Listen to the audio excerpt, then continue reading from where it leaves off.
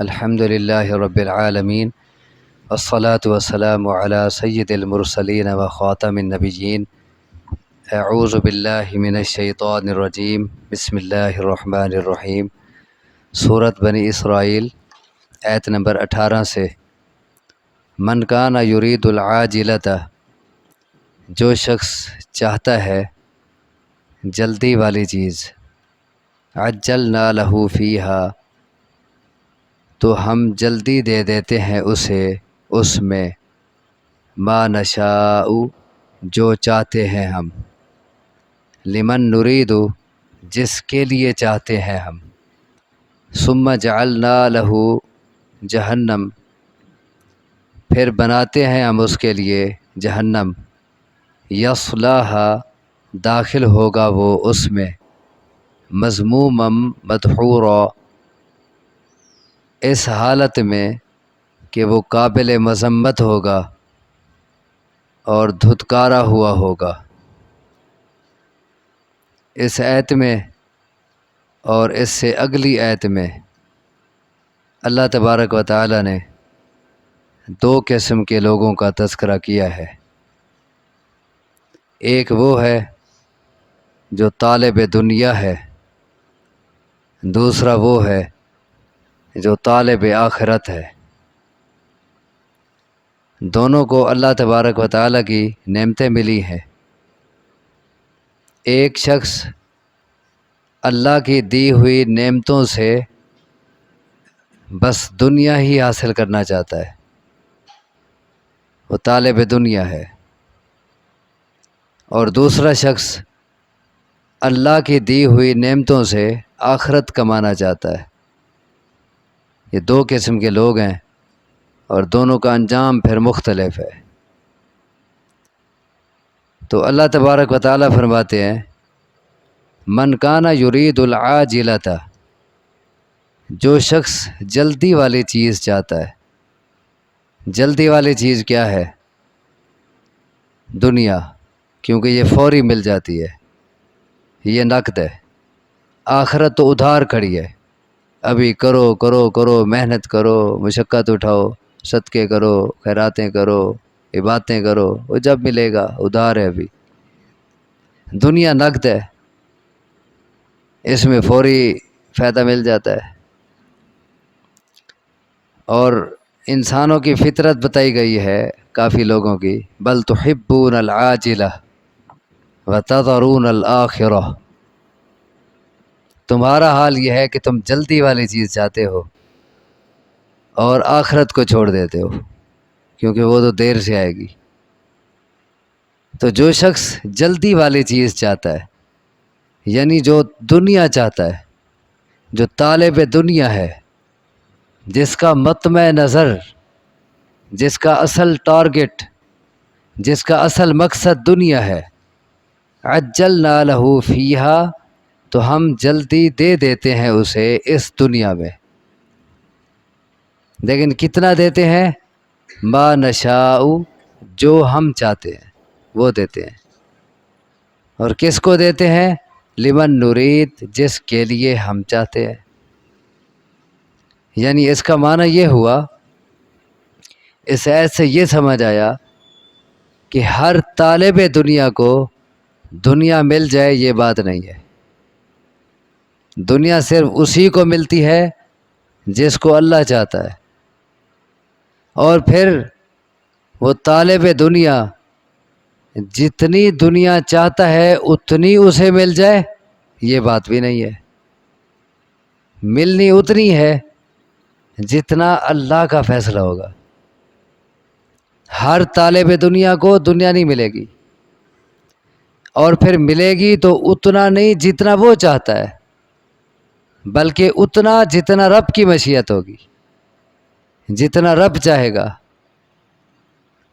اب دیکھیں، ملے گا تو نصیب ہی، چاہے آدمی آخرت کو چھوڑ دے، دنیا کو ترجیح دے، دنیا کا طالب بن جائے اور صرف دنیا اپنا مقصد بنا لے، لیکن ملنا اسے بھی نصیب ہی ہے، یہ آیت بتا رہی ہے۔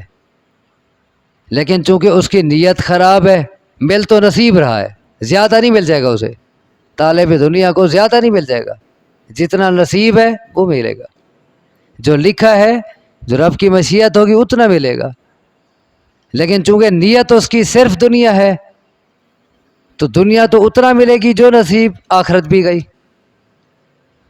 ثم جعلنا لہ جہنم، پھر ہم نے اس کے لیے جہنم بنا رکھی ہے۔ دنیا جتنا ہم چاہیں گے اتنا دیں گے، چاہے لاکھ دنیا کے پیچھے بھاگ لے، لیکن نیت چونکہ دنیا ہے آخرت نہیں، لہذا آخرت ویسے گئی۔ ثم جعلنا لہ جہنم، پھر بنائیں گے ہم اس کے لیے جہنم، یصلاھا، وہ داخل ہوگا اس جہنم میں، مذموما مدحورا، اس حالت میں کہ وہ مذموم ہوگا۔ مذموم کا لفظ ہم بھی بولتے ہیں اپنی زبان میں، قابل مذمت، اس کی برائی ہوگی، اچھائی نہیں ہوگی۔ اور مدحورا، وہ دھتکارا ہوا ہوگا، یعنی رب کی رحمت سے دور ہوگا۔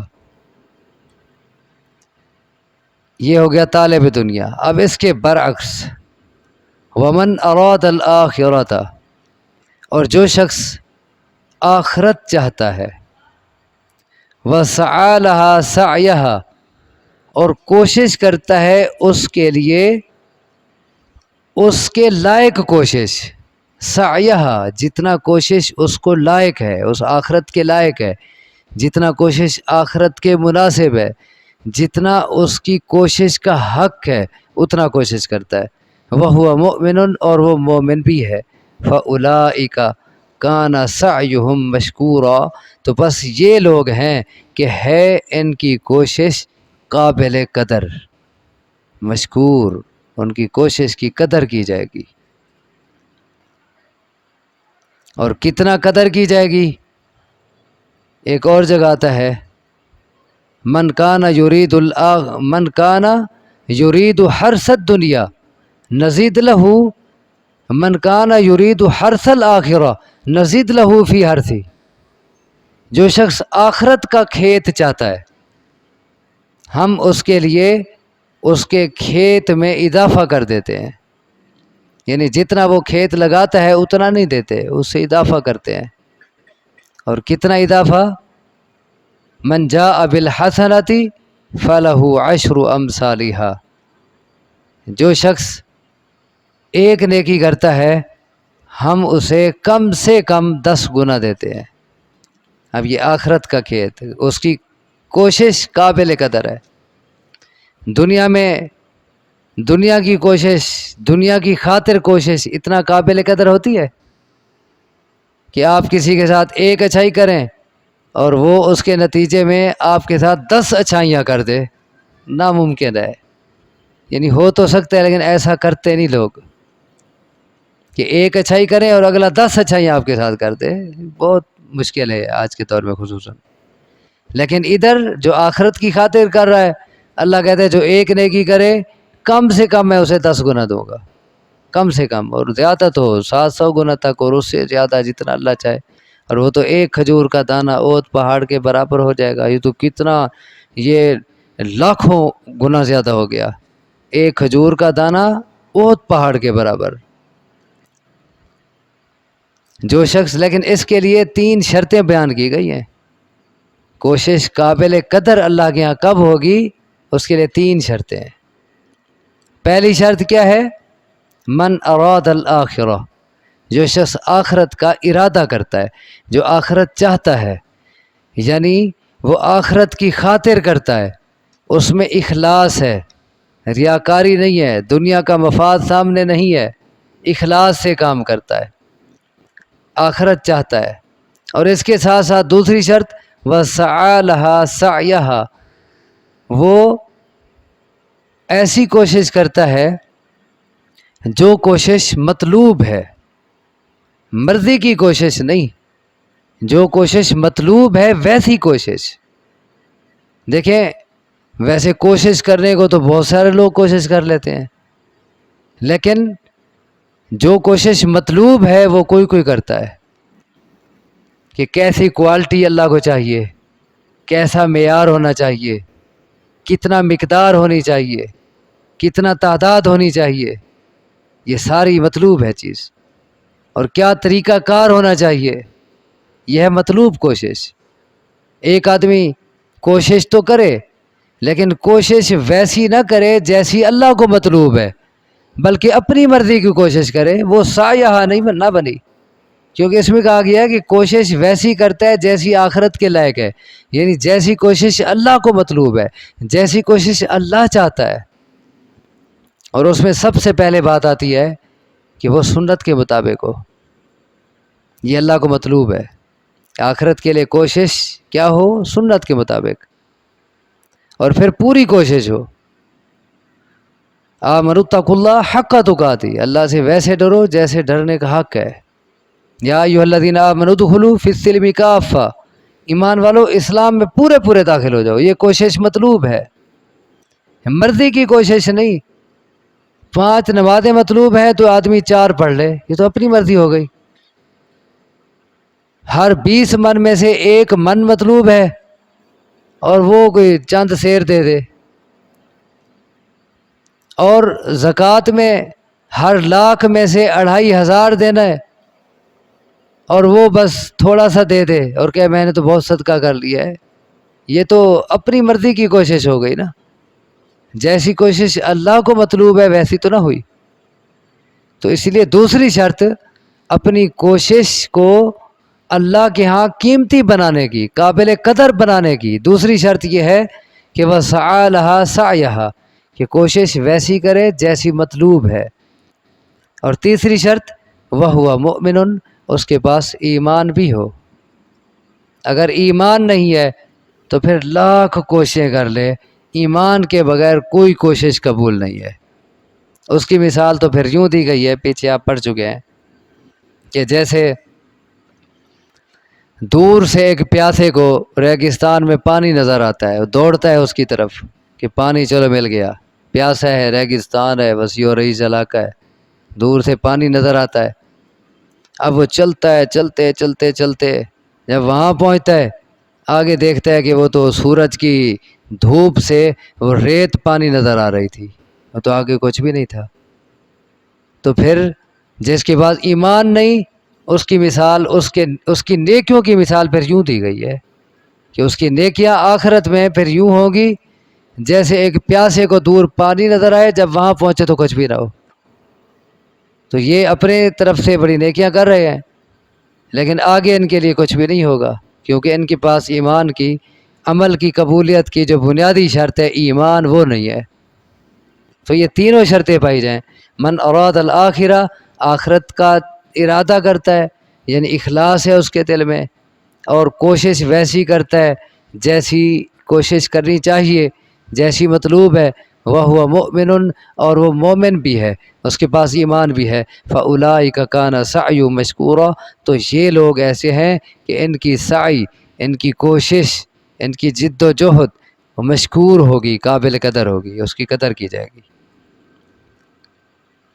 باقی دنیا اس کو بھی اللہ دیتا ہے، جو آخرت کا متلاشی ہے وہ بھوکا نہیں مرتا، دنیا اس کو بھی مل جاتی ہے۔ وَكُلًّا نُمِدُّ هَٰؤُلَاءِ وَهَٰؤُلَاءِ مِنْ عَطَاءِ رَبِّكَ، ہر ایک کو ہم عطا کرتے ہیں، ان کو بھی ان کو بھی۔ ایک شخص دنیا کے پیچھے دوڑ رہا ہے، دیکھیں کتنا، اگر آدمی یہی ایک آیت سمجھ لے نا تو وہ اپنی نیتیں ٹھیک کر لے گا، وہ اپنا ٹارگٹ آخرت کو بنا لے گا۔ پھر میں ایک شخص دنیا کے پیچھے دوڑ رہا ہے، دنیا اس کا مقصد ہے لیکن اسے اتنا ملے گا جتنا ہم چاہیں گے، جتنا ہمارا فیصلہ ہوگا، جتنا اس کے نصیب میں لکھا ہوگا۔ اور دوسرا شخص آخرت چاہتا ہے، وہ بھی بھوکا نہیں مرے گا، دنیا اس کو بھی ہم دیں گے۔ اب دنیا تو دونوں کو مل رہی ہے، ایک شخص کے سامنے صرف دنیا ہے، 2 روٹیاں اسے بھی مل رہی ہیں، کپڑا اسے بھی مل رہا ہے، روٹیاں وہ بھی 2 ہی کھائے گا، وہ 4 تو نہیں کھا جائے گا۔ جو دنیا کا متلاشی ہے اور لاکھوں کروڑوں اربوں کا مالک ہے اور صرف دنیا اس کا مقصد ہے، روٹیاں وہی 2 ہی کھا سکے گا، یعنی عام روٹین میں، وہ کہ 10 نہیں کھا جائے گا۔ اور جو آخرت کا متلاشی ہے، 2 روٹیاں اسے بھی مل رہی ہیں، کپڑا اسے بھی مل رہا ہے، رہنے کو، رہائش کو مکان اس کے پاس بھی ہے۔ یہ عارضی چیزیں ہیں، یہ تو دونوں کو مل رہے. کلن نمد ہؤلاء و ہؤلاء، ہر ایک کو ہم عطا کر رہے ہیں، ان کو بھی من عطاء ربک، آپ کے رب کے عطیے میں سے، دونوں کو مل رہا ہے. وما کان عطاء ربک محظورا، اور نہیں ہے عطیہ آپ کے رب کا روکا ہوا. دنیا میں رب کا عطیہ کسی سے روکا ہوا نہیں ہے، سب کے لیے کھلا ہے. مومن کو بھی مل رہا ہے، کافر کو بھی مل رہا ہے، طالب دنیا کو بھی دنیا مل رہی ہے جتنا لکھی ہے، اور طالب آخرت کو بھی دنیا مل رہی ہے. تیرے رب کا عطیہ دنیا میں کسی سے روکا ہوا نہیں ہے، سب کو مل رہا ہے. انظر کیف فضلنا بعضهم علی بعض، دیکھ کیسے فضیلت دی ہے ہم نے بعض کو بعض پر. ہاں دنیا میں اونچ نیچ رکھتی ہے، دنیا میں دنیا کی نعمتیں عطا کرنے میں ہم نے اونچ نیچ رکھ دی ہے، دیتے سب کو ہیں.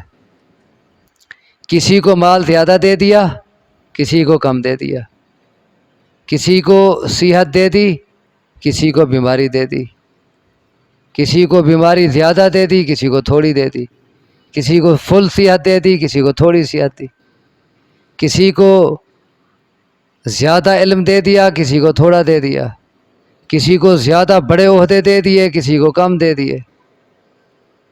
تو دنیا میں ہم نے اونچ نیچ رکھی ہے تاکہ یہ دنیا کا نظام چلتا رہے، کہ سارے ایک جیسے ہوں تو کام کون کرے گا، یہ دنیا کے کام سارے کیسے چلیں گے.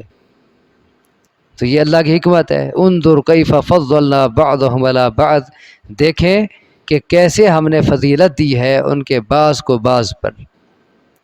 لیکن یہ دنیا کی فضیلت، یہ دنیا کی اونچ نیچ، اس میں کوئی زیادہ فرق نہیں ہے، یہ معمولی سا فرق ہے، کام دونوں کا چل رہا ہے.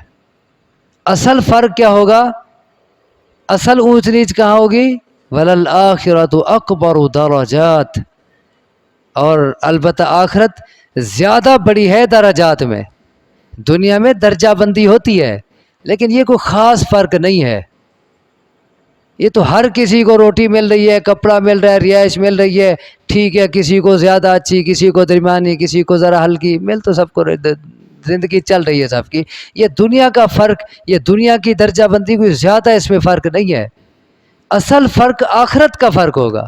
وہاں جب درجہ بندی ہوگی نا وہ بڑی ہوگی، وہاں مومن جنت میں چلے جائیں گے اور کافر جہنم میں چلے جائیں گے. یہ درجات کا فرق ہے، یہ بڑا تفاوت، بڑا فرق ہے اس میں. اور جو طالب دنیا ہو گئے وہ ثم جعلنا لہ جہنم، وہ جہنم میں چلے جائیں گے کیونکہ آخرت میں کے لیے تو انہوں نے کیا کچھ نہیں. اور جو طالب آخرت ہوں گے وہ جنت میں ہوں گے. یہ ہے بڑا فرق درجات کا.